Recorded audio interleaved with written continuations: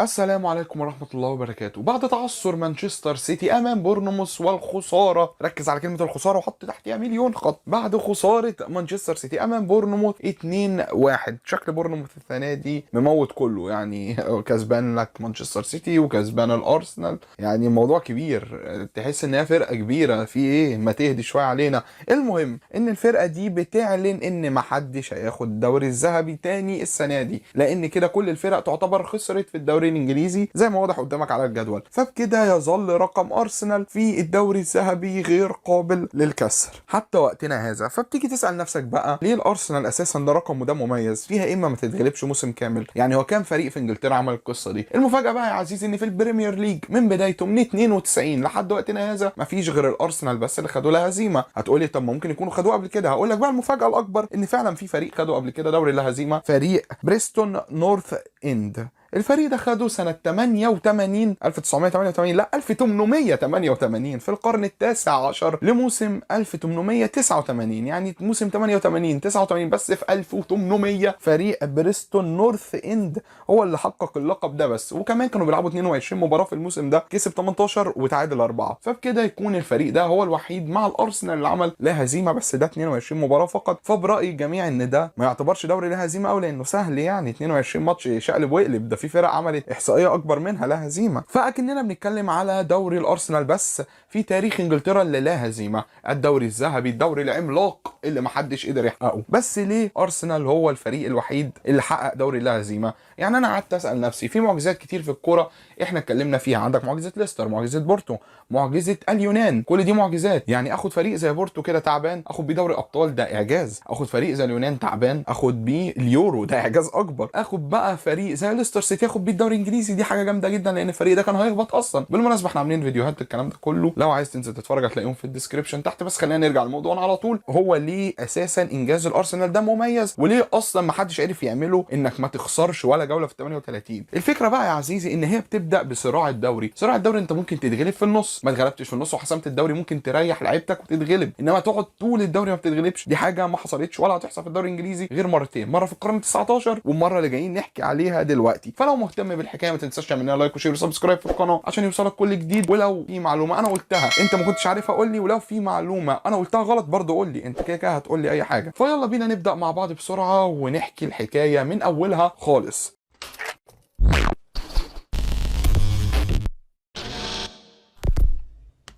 الحكايه بتحكي عن واحد اسمه ارسن فينجر جاي من اليابان عشان يدرب الارسنال. يعني ايه مدرب يدرب الارسنال وفرنسي وجاي لي من اليابان؟ هي ناقصه جنان. وكمان الصحافه الانجليزيه كان شايفين نفسهم فوق البشر، مغرورين بطريقه مش طبيعيه، وده حقيقي انا ما بجيبش كلام من عندي. شايفين ان ما ينفعش شخص بريطاني، احط تحت بريطاني مليون خط، او من المملكه المتحده احط تحتها مليون خط برضه، ما ينفعش شخص من بره الناس دي هو اللي يدرب فريق في الدوري الانجليزي. يعني انت تبقى لازم انجليزي او اسكتلندي او ايرلندي، انا ممكن ابلعها، انما تجيب لي واحد فرنسي ويمسك لي الارسنال فريق كبير؟ انتوا بتهزروا، انت عايز ايه يا عم؟ المفاجاه بقى ان الراجل المحترم ده حقق دوري 2001 2002. بص انا بجري لك بالسنين لان قصتنا في 2003 2004. ففي دوري 2001 2002 حققوا، وقال لك انا ما اتغلبتش ولا ماتش بره ارضي. انا اتخيل ان احنا ممكن في يوم من الايام ناخد الدوري بلا اي هزيمه، زي ما اتغلبناش بره ارضنا نحاول كمان ما نتغلبش جوه ارضنا. ساعتها الارسنال خد الدوري بثلاث هزايم والثلاثه كانوا على ارضه بالمناسبه، والجدول باين قدامك اهو. فالمهم ان الصحافه خدت التصريح ده بتريقه شديده جدا، لان ساعتها ما حدش حقق الانجاز ده زي ما بقول لك من القرن ال19. زائد اللي بيتكلم ده فينجر، واحد الفرنسيه بتاعته كويسه بس الانجليزي بتاعه بعافيه قوي، يعني ده بينطق الكلام الانجليزي بالعافيه. وكمان انت من بره المملكه المتحده، احنا مش شايفينك زي ما قلت لك مدرب من بره المملكه المتحده، انت ما تفرضش نفسك علينا، كتر خيرك انك حققت الدوري ما تتكلمش بقى تاني. ففي 2002 2003 دخل ارسنال الدوري وفضل متصدر بفارق 5 نقاط حتى الجوله 29. ففي الجوله 30 ارسنال بيخسر 2-0 من بلاك بيرن، ودي حاجه بتخلي الفرق بينه وبين مانشستر يونايتد بقى نقطتين. فبيدخل الجوله 31 بيكسب، الجوله 32 بيتعادل مع استون فيلا ليبقى فارق الاهداف بس الارسنال، بس بيتعادل مع مانشستر يونايتد السفاح في النقاط اللي ما كانش ناوي يضيع اي نقطه. ففي الجوله 36 هم متساويين وخلاص 2-0 لارسنال، والدقيقه 74 ارسنال بيلبس الجون الاول من بولتون كده 2-1. في الدقيقه الاخيره ارسنال بيتعادل مع بولتون وبتبقى الصداره مانشستر يونايتد في الجوله 36. وخلاص كده ارسنال بيخسر الدوري، فاضل جولتين مانشستر مش هيقع يعني، وبعد كده بيخسر تاني من ليدز يونايتد والدوري بيروح لمانشستر يونايتد بفارق 5 نقط. وطبعا الصحافه ما نسيتش تصريحه ان انا هكسب بدون اي هزيمه. تعالى بقى يا عم، يعني انت لا كسبان بلا اي هزيمه ولا كسبان الدوري اساسا، ده انت هتتسلخ. وقالوا له حرفيا كوميكال فينجر. خلي بالك من التصريح ده قوي، لان هم حطوا كوميكال فينجر معناها فينجر الهزلي او الكوميدي او المرح، معناها انت جاي تعمل لنا كوميكس انت مش جاي تدرب. في اشاره وتريقه جدا على تصريحه الشهير ان احنا هناخد الدوري بلا اي هزيمه، لدرجه ان هم حطوا التصريح اساسا تحت كلمه فينجر الهزلي، يعني انت بتقول لنا نكت. تعالى يا عسول نشوف القصه دي. والاكتر من كده ان لاعبه الفرنسي الشاب تيري هوري جايب الموسم ده يا عيني 24 جون وصانع 20 زيهم، وما خدش هداف الدوري بفارق هدف وحيد عن الرود فان نيستلروي الهولندي مهاجم مانشستر يونايتد. فالموضوع كده بقى شخصي مع هنري اكتر هو وفينجر، بسبب التريقه الشديده اللي عليه، وبسبب ان هنري خسر هداف الدوري فرق جول واحد بس. وافتكر الكلام ده كويس عشان هنحتاجه قدام. بيبدا الموسم التاريخي الاعجازي السوبر 2003 2004، وطبعا عايز ارسن فينجر يحقق الدوري زي ما قال، بس مش بلا اي هزيمه، وعايز يحقق الدوري اصلا بعد ما خسروا. فكان معاه تشكيله قويه يعني محدش يقدر ينكر. كان معاه تيري هوري، معاه دينيس بيركا، معاه روبرت بيرز ملك الار2، وكمان معاه ويلتورد، جilberto سيلفا البرازيلي، فييرا ملك النص، وكمان كامبل، وكله توريه اللي اكتشفه ارسن فينجر من مكانه في خط النص. قال له ارجع قلب الدفاع وانت سريع كده، لدرجه ان من كتر قوتهم كان اقوى دفاع في الدوري في الموسم اللي ارسنال خده كان دفاع الارسنال. وكمان معاهم اشلي كول ولوينبرج. قال له السويدي انت مش جناح، تعال ارجع لي ورا كده باك يمين. وناس كتير كان بتعتبره افضل سويدي في التاريخ قبل ظهور ابراهيموفيتش، بس زي ما انا قلت لك في فيديو بورتو انا بعتبر لارسون احسن سويدي في التاريخ قبل ظهور ابراهيموفيتش، وكمان انا اتكلمت عنه شويه في الفيديو ده فمش هتكلم عنه تاني، خلينا نركز في الفيديو ده. فقال المشاكل محدوده، انا معايا فريق قوي جدا بس ما عنديش عمق سكواد، ما عنديش فريق يقدر ينافس 38 جوله لو حصل اصابات او ايقافات او طرود، زائد ان انا محتاج حارس مرمى بشكل مباشر جدا، لان سيمان بيتم 39 سنه والحارس الاحتياطي بتاعي على الله ان شاء الله، لان ستيوارت الحارس الاحتياطي رغم انه لعب 8 ماتشات بس الموسم اللي فات مضيع 10 نقط كاملين، يعني ستيوارت مش شايف. فراح قال انا عايز اتعاقد مع حارس قوي، بس الاول وجه الشكر لسيمان وقال له اتكل على الله انت مجانا لمانشستر سيتي، عشان انت خلاص كبرت وشكرا، وانت مش راضي تبقى مساعد مدرب ولا في الجهاز الفني ولا حتى في الاستشارات الفنيه، فتوكل على الله شوف رايح فين. وبيشوف احسن حارس دلوقتي، بيلاقي حارس الماني اعجازي اسمه يانز ليمان. يانز ليمان ده اسطوره دلوقتي، والمفاجاه ان هو كان اساسا حارس جامد وكبير في السن كمان، وبيلعب مع فريقه المشهور جدا وقتها بوروسيا دورتموند وصيف الدوري الاوروبي، واللي كان قبلها بكام سنه واخد دوري ابطال اوروبا، يعني فريق جامد جدا. فهو راح يتفاوض معاه شخصيا، ما استناش حتى وكيل اعمال يقربهم من بعض، وقعد يكلمه في التليفون قال له انا عايزك، انا لازم اجيبك، انت واخد الدوري واخد الدوري الاوروبي واخد وصيف، بس تعالى نكتب تاريخ في الارسنال سوا. وبعد مفاوضات استمرت لايام يانز ليمان بيوافق على عرض ارسن فينجر وبيجي الارسنال، وبيبقى اول صفقه في دوري 2003 2004. واشلي كول قعد الموسم اللي فات كله من غير احتياطي، قال انا عايز احتياطي لاشلي كول، راح جايب جيل كليتشي ده بالمناسبه لعب بعديها في السيتي ولعب في اماكن كتير، بس هو كان عينه عليه من كان في فرنسا. اللاعب الفرنسي جيل كليتشي مضى بس بنص مليون يورو من كتر ما ارسن فينجر عينه حلوه في اللعيبه. وتعاقد مع الراحل خوسي انطونيو ريز المتوفي، لكن هو اما جابه كان مكسر الدنيا على الناحيه الشمال، وجابه من اشبيليه وقتها، فبيعزز مراكزه، بيعزز عمق السكواد، بيعمل عمق سكواد جميل جدا، مضى 2 لعيبه ومضى حارس، وتخلص من الحارس اللي بالنسبه له ملوش لازمه عشان ما يعملش مشاكل في الدكه. 39 سنه وعايز تلعب يا راجل اتكل على الله. فبيبدا الدوري، بيبدا دوري لا هزيمه، بيبدا اول 4 ماتشات ب 12 نقطه كاملين عشان يعلن انه جاي ينافس على اللقب مش جاي يهزر. اول هدف منهم كان هدف ضربه جزاء لتيري هوري بتفتح بيها التسجيل في مشوار الدوري بعد اول 4 جولات، وبعد ما كسب وجمع 12 نقطه، وتيري هنري بيسجل معاه ومتالق. خلي بالك من تيري هنري، ومره واثنين وثلاثه واربعه هو ودينيس بيركام في الدوري ده بالذات، لانهم كانوا بيصنعوا تاريخ. لكن الجوله الخامسه تاتي الرياح بما لا تشتهي السفن. اول تعثر للارسنال، التعادل مع بورتسموث 1-1، والجوله السادسه جوله التاريخ، فريق صاحب لقب الدوري مانشستر يونايتد بيلاعب الفريق الطموح نادي الارسنال، وعايزين يكتبوا التاريخ في الاولد ترافورد ترافورد ويكسبوهم بدري ويبعدوهم عن المنافسه. المباراه بتبدا ممله ما فيهاش احداث، حرفيا ممله جدا جدا جدا في الاولد ترافورد، وهو مباراه مقفوله تكتيكيا لدرجه ان الناس ما اتفرجتش على نص المباراه وقتها. لكن بيحصل حاجه مهمه جدا في الدقيقه 80، طرد الباتريك فييرا بعد ما اتعصب على فان نيستلروي. وفي الدقيقه 90 بتحصل حاجه اسوأ واسوأ، مارتن كيول بيعمل ضربه جزاء ساذجه جدا على فان نيستلروي وبياخدها فان نيستلروي وداخل يشوط.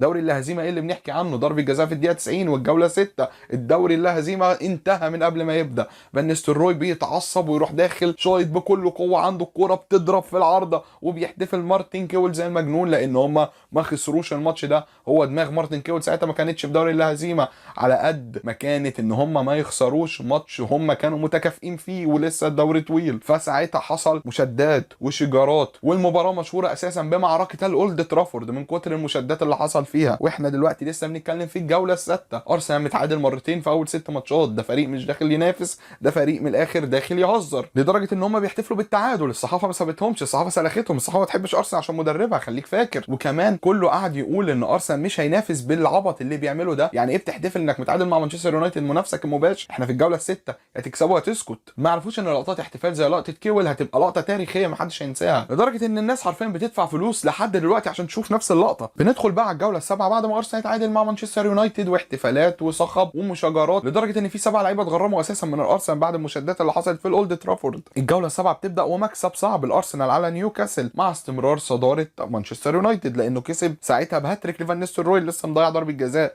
مهما كان ده منافس قوي وشخصيه كبيره قوي اظهرها فان نيستلروي بعد تضييعه ضربه الجزاء انه يحرز هاتريك في مرمى ليستر سيتي. الجوله الثامنه ارسنال وليفربول، الماتش فضل 1-1 لحد ما بيرس راح بالار 2 الشهيره بتاعته حسم المباراه وجاب مكسب مهم جدا لارسنال على ملعب الانفيلد. في الجوله التاسعه ماتش حقيقي على اللقب، ماتش الارسنال وتشيلسي. تشيلسي اللي مضى نجوم العالم ابرزهم فيرون وكريسبو كانوا معاه في 2004. ارسنال بيقدر يكسب الماتش ده برضه 2-1. وفي الجوله العاشره المفاجاه، اتعثر تاني بس المره دي قدام شارلتون. يعني انت رايح تكسب لي تشيلسي وليفربول وراح تتعثر قدام شارلتون؟ انت بتهزر بصراحه. فتعثر 1-1 قدام شارلتون لم يشفع له من الصحافه بشيء لتستمر المنافسه على مين هيتري على ارسنال اكتر السنه دي. في الجوله ال11 ارسنال بيفكر الناس مين هو، وعلى ملعب ليدز 4-1 للارسنال. اما في الجوله 12 بيبدا ديربي لندني، ارسنال وتوتنهام، 1-0 لتوتنهام، والمباراه مستمره لتنتهي 2-1 للارسنال في ريمونتادا في ديربي لندن. وفي الجوله 13 3-0 الارسنال على برمنجهام سيتي. اما بقى الجوله ال14 وال15 فحصل برضو تعثرات، كل التعثرات دي في الدور الاول، وعايز تنافس على الدوري ازاي؟ تعادل سلبي مع فولهام، ثم يلحقوا تعادل ايجابي مع ليستر سيتي. انت مش جاي تنافس على الدوري من الاخر، لان الناس دي بتهبط وانت رايح تتعادل معاها كلها. ما حدش جه في باله دوري اللا هزيمه، ما حدش جه في باله ان الفريق ده هيكسب الدوري اصلا. في الجوله ال16 1-0 بالعافيه على بلاك بيرن، ماتش رخم قوي ما بيفكوش غير دينيس بيركام، زي ما قلت لك لعيب كبير قوي قوي قوي. فبنخش على الجوله 17 ارسنال بيستمر في نتائجه السيئه وبيتعادل امام بولتون 1-1. انا حاسس ان انا ما بحكيش على فريق دوري لا هزيمه، انا حاسس بحكي لك على موسم من مواسم ارسنال العاديه. عشان نخش في الجوله 18 ارسنال بيكسب وولفرهامبتون 3-0 على ملعب وولفرهامبتون، وهنري بيحط جونين اصلا. في الجوله 19 مكسب بالعافيه لارسنال على ساوثهامبتون بروبرت بيرس. بنخش الجوله ال20 واول مباراه في الدور الثاني. هتنافس مش هتنافس؟ لا مش هينافس، لانه تعادل مع ايفرتون، تعادل في الجوديسون بارك امام نادي ايفرتون في مباراه في الدور الثاني. اول مباراه في الدور الثاني بيحصل فيك كده وبتستمر في نتائجك السيئه. احنا بنتكلم على فريق في الدور الاول متعادل 6 مرات، يعني مضيع 12 نقطه في الدور الاول تعادلات بس. يعني انت حتى لو كنت خسرت كنت ضيعت الدوري رسميا، بس ما خسرش، وهو ده النقطه الفارقه في الموسم حرفيا. فبعد تعادل بيوصل للتعادل السابع في 20 جوله، وبدايه مش احسن حاجه اساسا في الدنيا، لتاتي مرحله الحسم. بالنسبه لي دي مرحله الدوري ما جاش غير كده، مش كمان الدوري لا هزيمه، لا الدوري نفسه ما جاش غير بالعين الحمراء اللي هتشوفوها دلوقتي.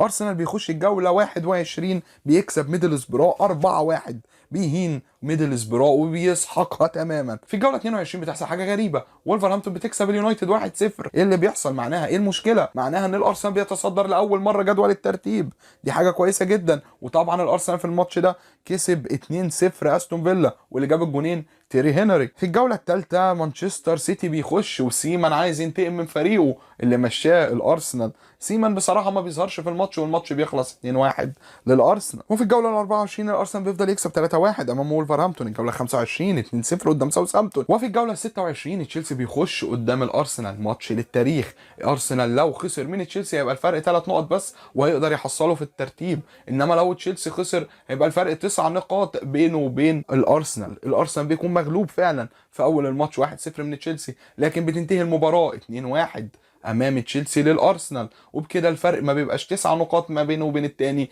لا بيبقى 7، لان ارسنال بيقدر ينزل تشيلسي للمركز الثالث وبيبقى الفرق بينه وبين تشيلسي 9 نقاط كاملين. الجوله 27 بتبدا 2-1 على شارلتون، وبيبقى الفرق بينه وبين التاني 9 نقاط، لان اليونايتد نفسه تعادل برضه وتعثر وبقى قد تشيلسي، والفرق بينه وبين التاني والتالت 9 نقاط كاملين. وخلاص فاضل 11 جوله، يعني خلاص انت بتتكلم 90% الدوري للارسنال دلوقتي. الجوله 28 بتبدا المباراه و2-0 ماتش سهل لارسنال على بلاك بيرن. والجوله 29 بيستمر نتائج الارسنال الايجابيه 2-1 على بولتون. وكده معناها من الجوله 21 للجوله 29 9 انتصارات متتاليه للارسنال، 27 نقطه على التوالي، هم اللي جابوا الدوري للارسنال في سنتها، لان الارسنال بيعلن النهايه لاي منافس هيخش ينافسه حرفيا، لان الفارق عمال يتسع وسبناه على 9 نقاط بينه وبين التاني. وفاضل دلوقتي من الجوله 30 للجوله 38 بس وناخد الدوري. الجوله 30 بيخش مانشستر يونايتد. هل هو باخر امل؟ لا، مانشستر يونايتد كمان خسر قبلها.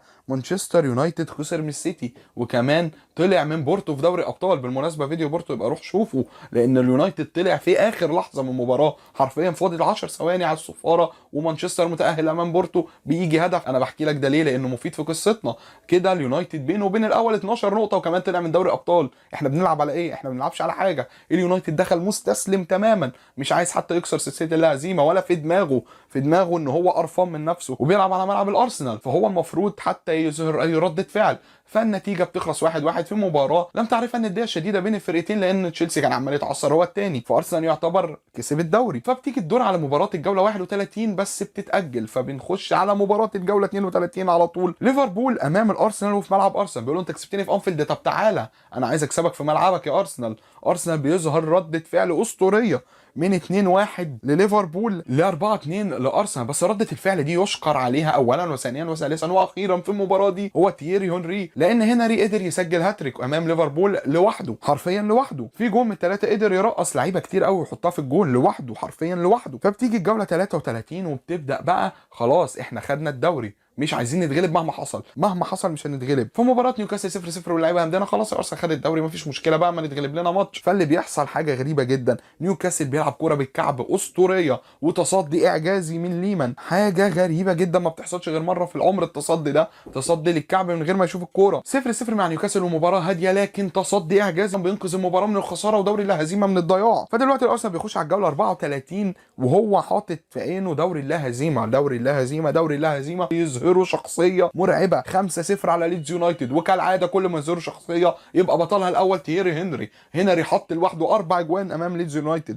دي حاجه غريبه جدا. هنري متصدر الجدول بالترتيب، الهدافين مرتاح وبيعوض الموسم اللي فات اللي خسروا فرق جون. الجوله 35 لازم اساسا الارسنال ما يخسرش او اي حد يتعثر عشان الارسنال يكسب الدوري رسميا. جوله كلها تفاؤل، كلها حب، كلها فرحه. ارسنال داخل الماتش 2-0 امام توتنهام غريمه التقليدي، لكن توتنهام كان هينكد عليه وعلينا لانه كنا هنعمل الفيديو ده دلوقتي. هدف لتوتنهام بتصبح نتيجه 2-1، هدف التعادل لتوتنهام عن طريق ركله الجزاء بتبقى النتيجه 2-2. خلاص ارسنال هيتغلب وخلاص دوري لا هزيمه هيضيع، لكن بتنقذه صفاره الحكم والمباراه بتنتهي بالتعادل، وبيعرف ان هو كده خلاص حقق اللقب وبيحتفلوا.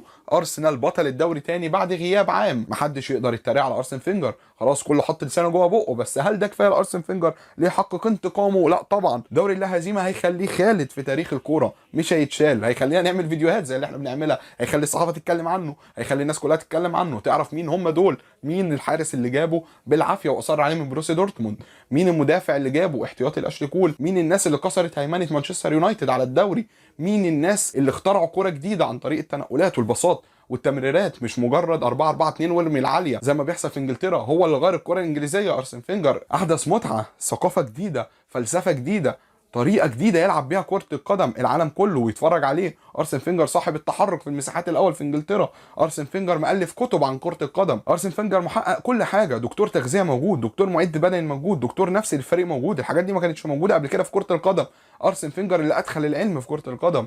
لازم يتم احترامه من الصحافه الانجليزيه، لازم يعمل حاجه كبيره قوي، مش مجرد انه يحقق الدوري. تحقيق الدوري عادي في انجلترا، لازم كل سنه يطلع بطل، انما الانفنسبل ما حصلتش غير مره واحده من القرن ال 19 وكان 22 ماتش وقتها. فاحنا بنتكلم عن انجاز تاريخي ما حصلش ولا هيحصل، لدرجه ان احنا بنتكلم عن الفيديو بعد 20 سنه. ارسن فينجر يحترموه لحد ما يموت بسبب اللي عمله ده في 2003 2004. الانفنسبل بتاعته خلته العالم كله يفتح عينه على الارسنال. مين الارسنال؟ مين ارسن فينجر؟ بدل ارسن هو ارسن ذا جريت، ارسن فينجر العظيم محقق الدوري. فبنكمل في الجوله 36 ومباراه هاديه جدا مع بيرمنجهام سيتي، لان هو لسه محقق الدوري و0-0 والتعادل السلبي، وتستمر سلسله لا هزيمه. فاضل 3 ماتشات، جوله 37 الجوله 38، لكن الجوله المؤجله من 31 هتتلعب دلوقتي. ارسن فينجر هيلاعب بورتسموث، وبورتسموث متقدم بهدف على كتيبه ارسن فينجر. فاضل 3 مباريات، حلم الدوري هزيمه بيضيع وخلاص هتبقى اول هزيمه في الدوري، مفيش مفر. ريزا بيخترق بينطلق بيسجل هدف على الطاير، خلاص المباراه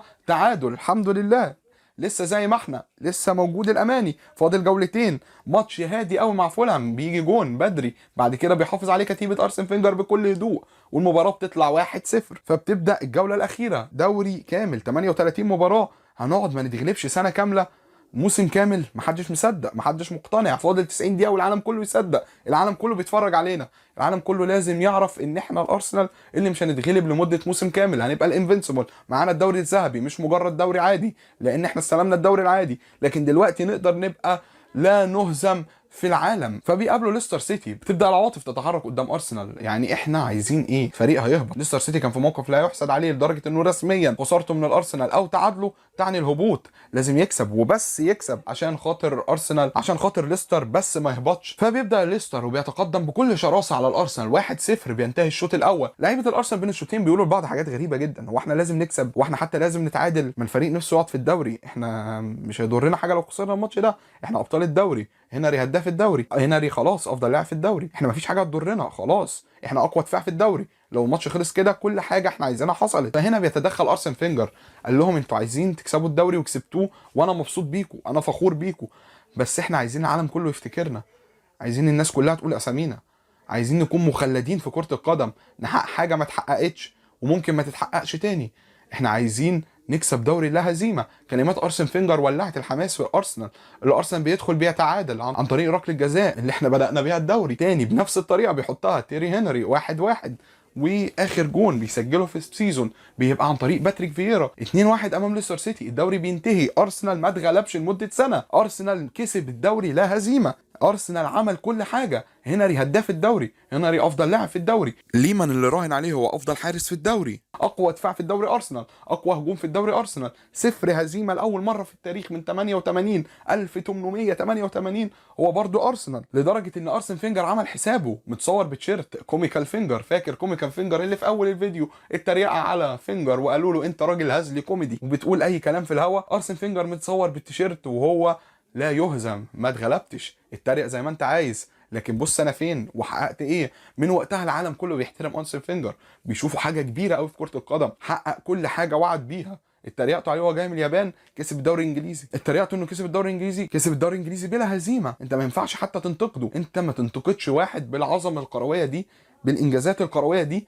لدرجه ان ارسن فينجر في ماتش اعتزاله اللي مكرمه السير اليكس عدو اللدود، واللي مقدم له الجايزه جوزيه مورينيو عدو اللدود الثاني. انت لازم تحترم الاسطوره، لازم تديها حقها. ارسن فينجر انتزع احترامه بنفسه، الكتيبه دي انتزعت احترامها بنفسها. تيري هنري ما عيطش على خسارته اللقب الهداف، راح كسبه ب 30 جول، يعني ما جابش جول ولا اتنين، حتى ما خسروا ب 24 جول تقدم ب 30 جول. دي حاجه ما بتحصلش، احنا عملنا كل حاجه، احنا حققنا كل حاجه. الدوري الانجليزي انتهى بالنسبه لكتير، لدرجه الارسنال مش عارف ياخد الدوري الثاني من كتر الايجو اللي عمله، من كتر الشخصيه. ارسن فينجر حقق التاريخ لارسنال، دوري لا هزيمه، دوري ما اتكسرش السيزون كله من غير ما نتغلب، احنا الوحيدين وما زلنا الوحيدين. ودي كانت قصه انا احب احكيها واحب الناس تسمعها واحب اسمعها من ناس تانية، لان اللي عمله ارسن فينجر تاريخي واسطوري. وده بس اللي كنت حابب اتكلم عنه. بالمناسبه انا بشجع مانشستر يونايتد اصلا في انجلترا، يعني اللي انا بقوله ملوش علاقه بانتمائي تماما، لكن ليه علاقه بالانصاف والحق. فلو عجبك الفيديو بعد اساسا ما سمعت كل ده، ما تنساش تعمل لايك وشير وسبسكرايب وتفعل الجرس، وتقول لنا عايز تشوف فيديوهات تانية لايه،